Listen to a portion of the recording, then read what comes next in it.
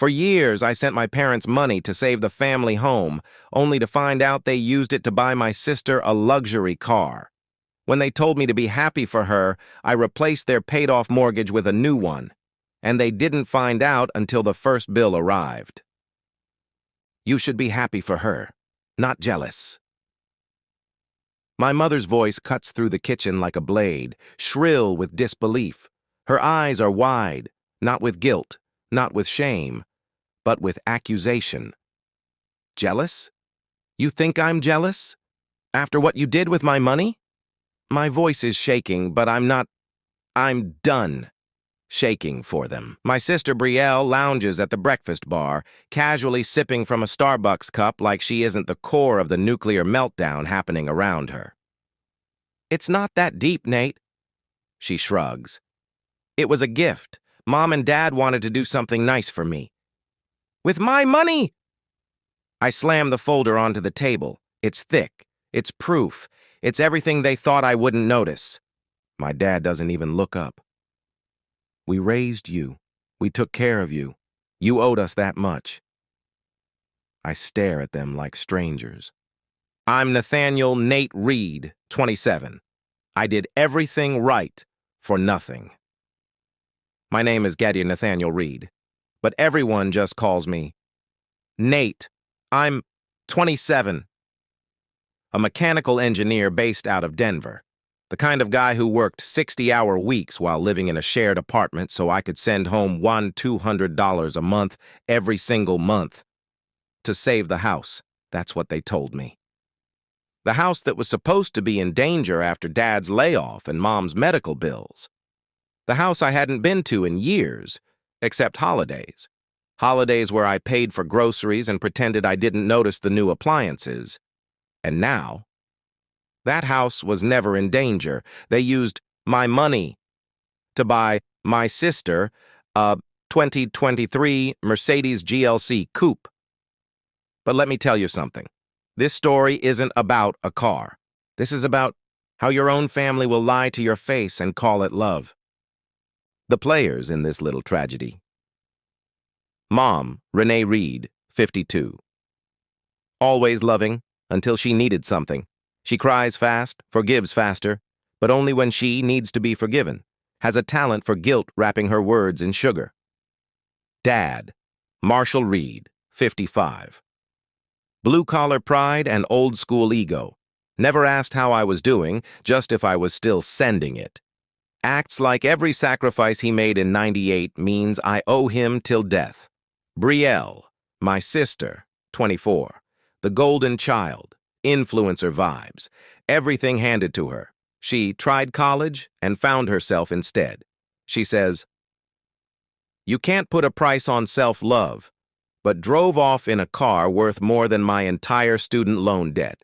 3 years ago, Mom called in tears. "The bank might take the house, Nathaniel. It's your childhood home. You want your sister on the street?" So I did what any good son would. I sacrificed. I skipped vacations, postponed moving out of my roommate's condo, ate noodles when I should have been eating real food, and every month I wired over $200, even when Dad got a new job. Even when I saw Brielle post beach selfies with designer bags, I knew she didn't buy herself because I believed them until I came home last week, unannounced, and there it was, a brand new Mercedes in the driveway. A gift, they said. A celebration. They said, "Don't make this about you." They said, that night I checked public records. The mortgage had been paid off 2 years ago. 2 years.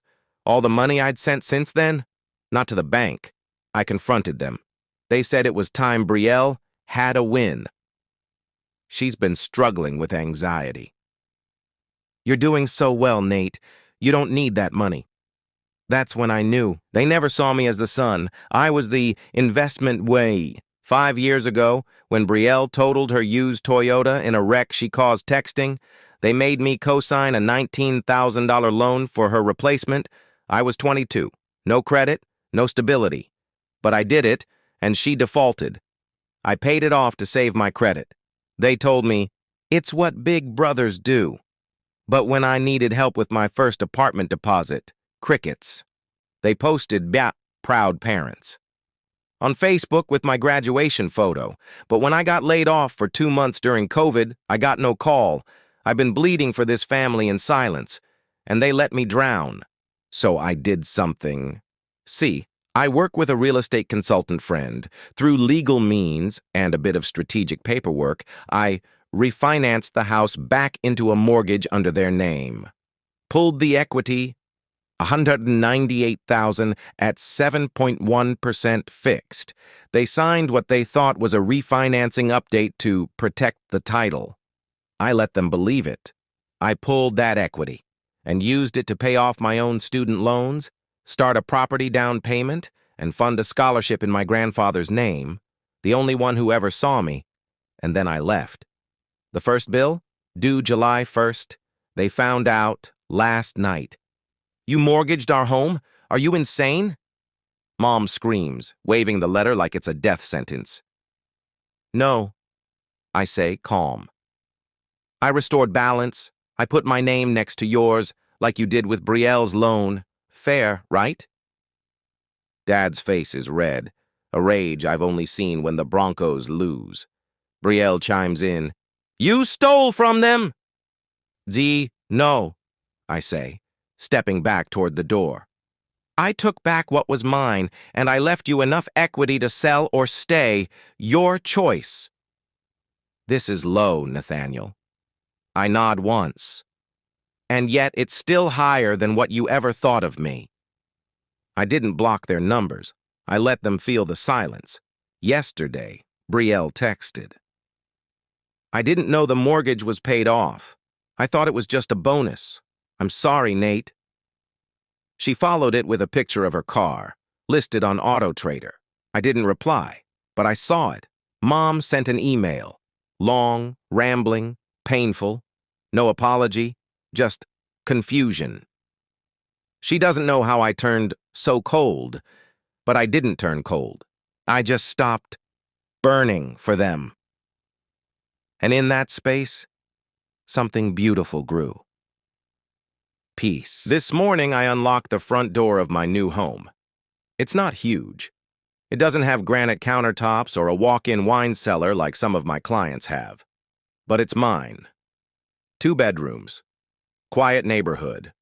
A little porch with peeling paint I plan to fix myself. I dropped my keys on the counter and just stood there. The silence felt different. Not empty, but peaceful. No guilt hanging in the air. No voice in my head saying, what if they need something? Just stillness and the quiet hum of freedom. I opened the envelope from the community college. They officially accepted the scholarship. The William Reed Foundation for First-Gen Engineers.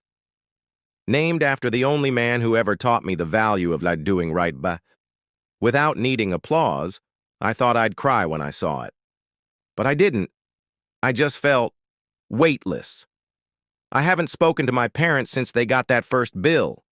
I heard from Brielle, though. She sold the car. Her text said, I was selfish. You didn't deserve that. I'm trying to understand now. I don't hate her. I just don't trust her. And maybe one day that changes, or maybe it doesn't. Forgiveness doesn't always mean returning to what broke you. Sometimes it means releasing the version of yourself who kept waiting to be seen. I'm not telling this story for revenge. I'm telling it for the quiet kids aboires out there, the ones who did everything right and still got treated like an high-ca ATM with a heartbeat. The kids who grew up being told, you're the responsible one, and wore it like a badge until they realized it was a leash. If that's you, hear me. You are allowed to stop performing. You are allowed to stop rescuing. You are allowed to choose peace over loyalty to pain. Drop a comment below. Have you ever felt like the forgotten one, like your pain was invisible, because you were always the one holding everyone else together? Tell me, has your family ever made you feel like you didn't matter unless you were useful? Has favoritism, or injustice, or in your own home broken something in you? I want to hear your story. Let's not let these stories live in silence anymore, like if it hurt a little. Subscribe if you've ever had to build your own closure, and share this with someone who's still waiting to be seen. Next watch recommendation. My sister stole my inheritance, so I showed up at her wedding with the lawyer and the deed.